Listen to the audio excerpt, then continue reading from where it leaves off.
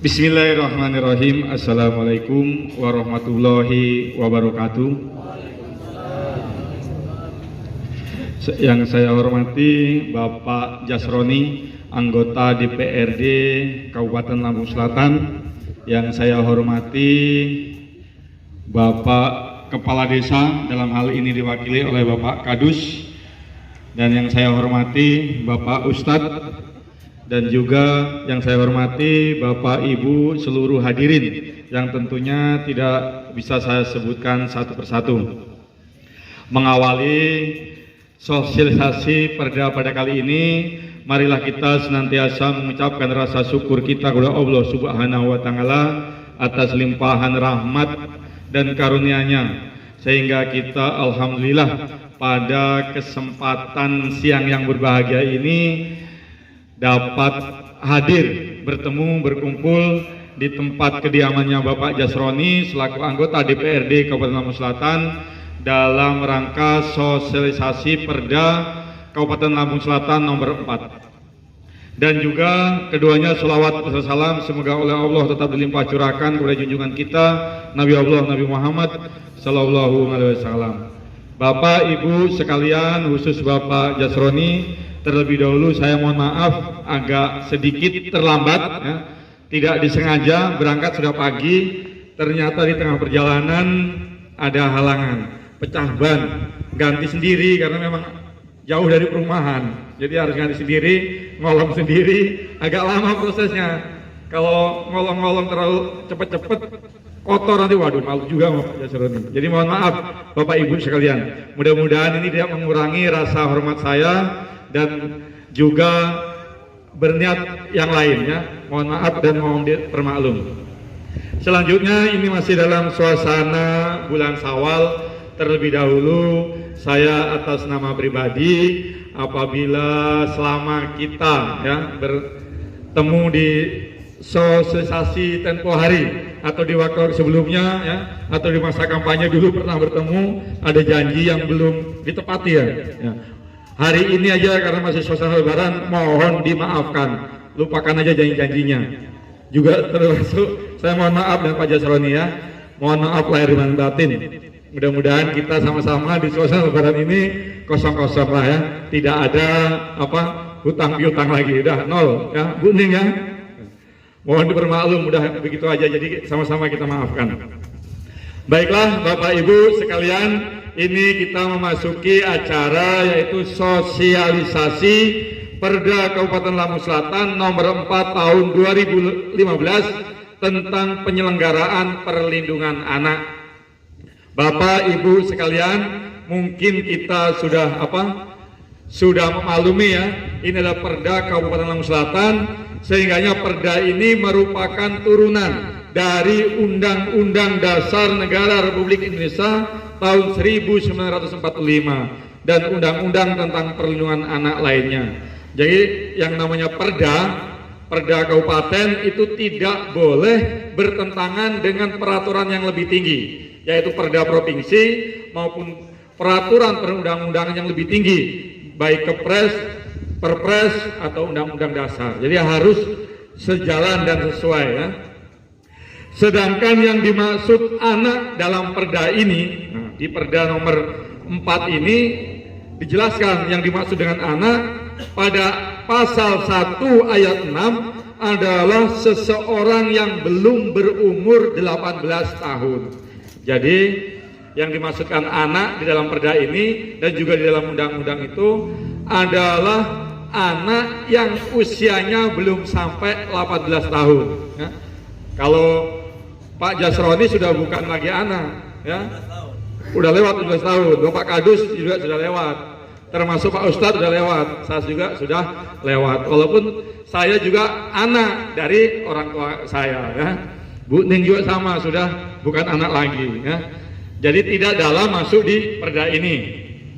Sedangkan yang dimaksud kekerasan terhadap anak pada pasal 1 ayat 8 adalah setiap tindakan yang berakibat atau mungkin berakibat penderitaan anak secara fisik psikis, seksual, penelantaraan, eksploitasi, dan kekerasan lainnya.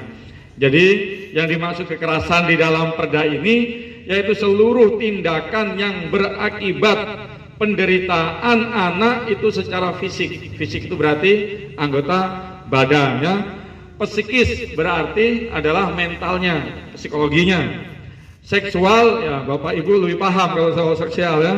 Seksual ini adalah menyangkut hal-hal penyimpangan seksual ya. Penelantaran itu dibiarkan lah ya. Kalau eksploitasi adalah misalkan anak masih di bawah umur dipekerjakan, itu eksploitasi, atau menjual belikan anak ya. Dan kekerasan lainnya yang menyangkut dengan anak. Sedangkan pada ayat berikutnya yaitu ayat 9 masih pasal 1 yang dimaksud dengan perlindungan anak adalah segala kegiatan untuk menjamin dan melindungi anak dan hak-haknya agar dapat hidup, tumbuh, berkembang dan berpartisipasi secara optimal sesuai dengan harkat dan martabat kemanusiaan serta mendapat perlindungan dari kekerasan dan diskriminasi. Nah, jadi di ayat selanjutnya bahwa perlindungan anak ini adalah untuk menjamin, untuk melindungi anak dan melindungi hak-haknya. Hak-haknya apa? Untuk hidup, tumbuh, berkembang, berpartisipasi sosial secara optimal dengan harkat dan martabat kemanusiaan. Jadi anak itu punya hak juga ya Bapak Ibu sekalian ya. Maka diterbitkanlah Perda nomor 4 tahun 2015 ini ya. Selanjutnya pada pasal yang kedua itu dijelaskan perlindungan anak harus berasaskan Pancasila dan berlandaskan Undang-Undang Negara Republik Indonesia tahun 1945 serta berdasarkan prinsip tidak diskriminatif, kepentingan terbaik bagi anak, hak untuk hidup, kelangsungan hidup dan tumbuh kembang anak serta penghargaan terhadap pendapat anak sesuai usia dan tingkat kematangannya. Nah, ini di pasal 2 ini adalah tentang perlindungan anaknya itu tetap harus berasaskan Pancasila ya. Selanjutnya pada pasal yang ketiga dijelaskan perlindungan anak ini bertujuan, ini tujuan perlindungan anak Perda nomor 4 ini ya. Ini bertujuannya untuk memenuhi dan melindungi anak dan hak-haknya, mencegah segala bentuk kekerasan, eksploitasi, penelantaran dan perlakuan salah terhadap anak. Jadi jelas ya, pada pasal ketiga ini Perda ini dijelaskan bahwa tujuannya adalah agar melindungi hak-hak anak yang disebutkan pada ayat pasal sebelumnya tadi ya.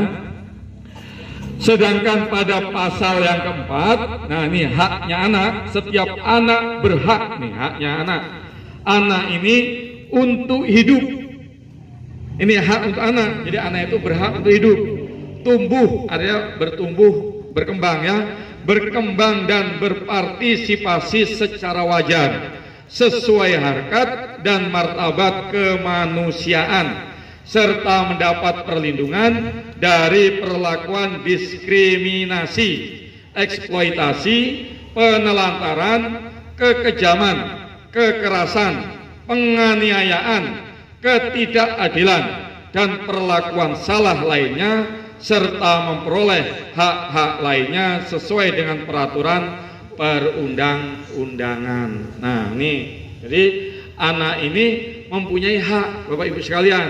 Jadi adanya perda ini untuk menjamin kelangsungan anak-anak di Kabupaten Lampung Selatan, karena ini perda Kabupaten Lampung Selatan tentu hanya berlaku di wilayah Kabupaten Lampung Selatan.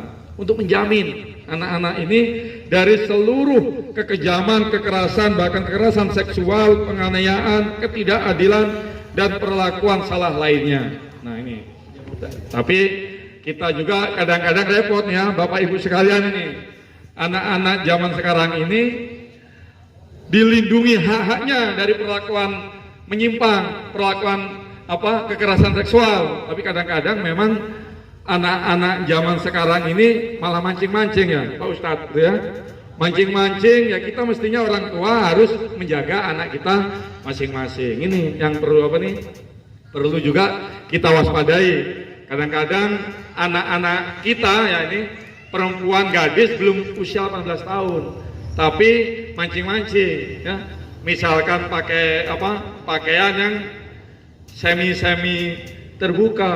Nah, saya Pak Jasroni, Pak Ustadz, Pak Kali kan bingung. Katanya dilihat dipandang dosa, nggak dipandang barang bagus. Nah, bingung juga kan. Nah, sehingganya barang hal seperti itu, mari kita partisipasi semua, nanti ada di pasal berikutnya ya.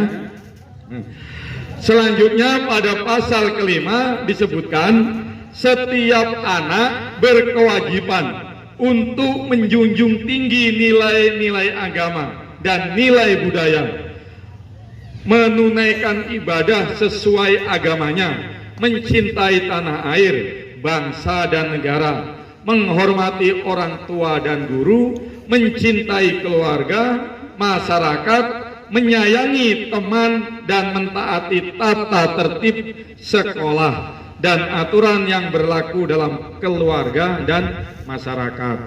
Kalau di pasal 4 tadi anak punya hak, nah di pasal 5 ini anak juga punya kewajiban. Sehingganya kewajiban anak ini kita selaku orang tua juga harus memberikan tahu kepada anak.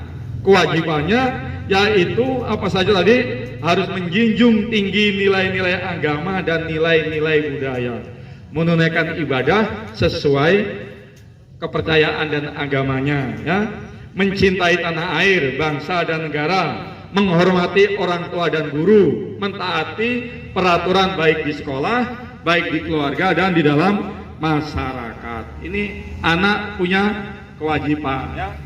Jadi kepada Bapak, Ibu yang saya hormati, kepada Bapak Jasroni, Kepala Dusun, dan Bapak Ustadz yang saya hormati, selanjutnya ya, sedangkan pada pasal 6 pada Perda nomor 4 tahun 2015 ini dijelaskan yang berkewajiban yang berkewajiban dan bertanggung jawab terhadap penyelenggaraan perlindungan anak adalah, jadi yang mempunyai kewajiban terhadap perlindungan anak ini, yang pertama pemerintah daerah. Dalam hal ini adalah pemerintah daerah Kabupaten Lampung Selatan. Yang kedua masyarakat, jadi masyarakat luas, termasuk kita, Bapak Ibu sekalian semua namanya masyarakat, ini berkewajiban untuk bertanggung jawab terhadap penyelenggaraan perlindungan anak ya. Selanjutnya yang ketiga dunia usaha. Nah ini dunia usaha ini juga berkewajiban untuk melaksanakan terhadap penyelenggaraan perlindungan anak. Ini kalau dunia usaha ini yang kadang serba repot ya. Anak belum 18 tahun tapi kadang sudah lulus SMK mau kerja, nah ini bingung ya. Diterima melawan peraturan perundang-undangan, nggak diterima, kadang-kadang memang kasihan ya, memang serba kerok. Tapi seyogyanya memang 18 tahun taati dulu, sebelum 18 tahun jangan dipekerjakan, karena sebelum 18 tahun memang masih menjadi tanggungan orang tua. Yang seperti itu Bapak Ibu sekalian ya. Selanjutnya yang bertanggung jawab adalah keluarga. Nah ini keluarga ini yang sangat penting kalau ini saya rasa ya. Penting sekali kalau di dalam keluarganya ini sudah melindungi, sudah juga dia bertanggung jawab terhadap penyelenggaraan perlindungan anak ini, ya saya yakin tumbuh kembangnya semua sama ya. Dan terakhir adalah orang tua. Nih, jadi kalau orang tua ini kan hanya sebatas ayah dan ibu, tapi kalau keluarga berarti kan keseluruhan. Jadi kalau setiap keluarga yang saya bilang keluarga berarti dalam satu keluarga itu semua bertanggung jawab terhadap penyelenggaraan perlindungan anak, maka aman dunia ini, Bapak Ibu sekalian, ya. Karena keluarga kita menjaga, keluarga yang lain menjaga, semua sama, ya sudah, tidak ada yang ribut, ya. Karena terjadi penyimpangan ini, ada keluarga yang kadang-kadang agak berselisih, kan seperti itu, ya. Sama kalau seluruh keluarga itu tiap keluarga itu bisa menjalankan peraturan perundang-undangan semuanya, maka ya dunia aman. Mungkin nggak ada demo lagi, Pak, ya. Nggak ada demo, nggak ada kekerasan, nggak ada pencurian, nggak ada yang lain-lain. Tapi inilah namanya kehidupan. Pasti ada yang nyimpang-nyimpang, maka dia adakanlah undang-undang. Dalam hal Kabupaten Lampung Selatan ini menerbitkan Perda Peraturan Daerah Kabupaten Lampung Selatan nomor 4 tahun 2015 tentang penyelenggaraan perlindungan anak. Selanjutnya nih Bapak Ibu sekalian, pada pasal 11 dijelaskan ruang lingkup penyelenggaraan perlindungan anak meliputi yang pertama pencegahan. Pencegahan ini tentu agar supaya seluruh kekerasan terhadap anak tidak terjadi. Jadi sebelum kejadian seyogyanya dicegah. Bagaimana pencegahannya? Maka kita tiap orang tua, tiap keluarga itu mensosialisasikan diri kepada keluarganya, kepada anak kita. Nah ini kan aman kalau seperti itu, ya. Jadi ini awal dari keluarga memang semuanya, ya. Selanjutnya pengurangan resiko. Kalau pengurangan resiko ini berarti sudah Sudah terjadi kekerasan terhadap anak, sehingga anak agar dampak dari kekerasan ini mengurangi resiko baik mental, fisik dan lain-lainnya, ya. Selanjutnya penanganan. Nah ini harus ditangani dengan baik. Penanganannya ini kalau terhadap anak tidak bisa serta-merta, memang harus ada ahlinya, ada psikologi anaknya, ya. Dan juga sistem data perlindungan anak. Nah, sistem data ini pendataan di Kabupaten Lampung Selatan, tentunya pemerintah kabupaten. Nah, dalam hal ini pembiayaannya keseluruhannya ditanggung oleh pemerintah daerah Kabupaten Lampung Selatan melalui APBD atau sumber-sumber dana yang sah menurut hukum, ya. Jadi berapa yang dianggarkan yang tahu Pak Jasroni. Berapa anggaran untuk perlindungan anak ini di Kabupaten Lampung Selatan per tahunnya, angka yang disahkan di panggunya berapa? Nah, Pak Jasroni yang tahu, ya. Tapi kalau dananya nggak dipakai, alhamdulillah dia kembali ke kas negara, berarti di Lampung Selatan tidak ada terjadi kekerasan terhadap anak, ya. Tuh. Jadi kalau tidak terpakai, alhamdulillah. Yang bingung punya satker, kok biayanya nggak kepake, nggak dapat proyek ini. Tapi nggak segitunya, mudah-mudahan nggak sebegitunya, ya.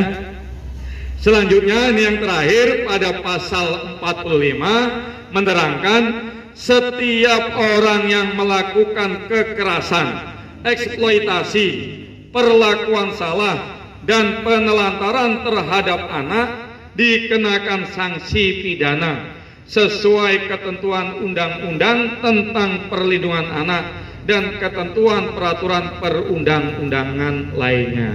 Nah, jadi Bapak Ibu sekalian yang saya hormati, ada orang atau perusahaan atau lembaga atau individu atau dunia usaha yang melakukan, ya, tindakan kekerasan terhadap anak yang disebutkan seperti tadi, baik fisik, mental atau perlakuan menyimpang seksual, maka akan dikenakan sanksi, ya. Sanksinya disesuaikan dengan ketentuan undang-undang tentang perlindungan anak dan ketentuan peraturan perundang-undangan lainnya. Jadi itu Bapak Ibu sekalian tentang isi kandungan Perda Kabupaten Lampung Selatan. Jadi Perda ini peraturan daerah, ya. Sering disingkat aja Perda. Peraturan Daerah Kabupaten Lampung Selatan nomor 4 tahun 2015 tentang penyelenggaraan perlindungan anak. Itu intinya, ya. Nah, sedangkan perda ini sudah berlaku sejak diundangkan dan ditandatangani oleh Bupati Kabupaten Lampung Selatan. Dan ini sudah berlaku Bapak Ibu sekalian. Sehingganya Bapak Ibu sekalian, kita sebagai warga Kabupaten Lampung Selatan, mari bersama-sama menjaga, mendidik keluarga kita, anak-anak kita agar tidak menjadi pelaku, menjadi pelaku baik terhadap kekerasan pelaku kekerasannya atau menjadi korban. Jadi kalau anak yang sering menjadi korban kalau kekerasan seksual itu perempuan biasanya Pak ya, laki-laki jarang. Tetapi ada juga laki-laki juga yang menjadi korban. Atau kita bahkan kadang-kadang orang tua sengaja menyuruh-nyuruh anaknya baru tamat SMP suruh kerja. Di pasar sudah kamu kerja ke sana, berangkat merantau ke mana misalkan gitu ya. Nah kadang-kadang orang tua malah menyuruh-nyuruh. Miris juga kadang-kadang ada anaknya usianya belum sampai dipaksa ganti identitas, sehingga dituakan mau diberangkatkan ke luar negeri. Mudah-mudahan di Jati Agung, Jatimulyo ini nggak ada ya. Tapi di beberapa tahun yang lalu saya sempat menemui ya, di beberapa wilayah anak masih usia 16, 17 dipaksa supaya umurnya 19. Ganti identitas semua, berangkat daftar menjadi TKW atau TKI. Nah, ini mudah-mudahan kita tidak melakukan itu. Ini sebenarnya menyalahi. Nah, penyalahannya justru dilakukan oleh orang tuanya, bahkan sekeliling keluarganya mengetahui dan biasanya menutupi karena mereka yang melakukannya. Mudah-mudahan kita tidak termasuk bagian dari itu ya. Jadi itu aja tentang sosialisasi perda ini, nanti bisa kita diskusikan bersama-sama tentang isi dan kandungan maknanya. Ada tutur kata bahasa saya yang kurang berkenan ya, mungkin gelepotan karena perjalanannya udah buru-buru, nyopernya udah gak konsen tadi Bapak Ibu sekalian. Jadi pikirannya udah bermacam-macam. Pak Yusroni juga udah kelihatan ngantuk-ngantuk malahan ini, udah pusing ya. Jadi mohon dimaklumkan ya, Bu Ning, mohon maaf Bu Ning ya. Mudah-mudahan bermanfaat untuk kita semua. Saya akhiri, ihdinas siratal mustaqim, wallahul muwaffiq ila aqwamit thoriq. Wassalamualaikum warahmatullahi wabarakatuh.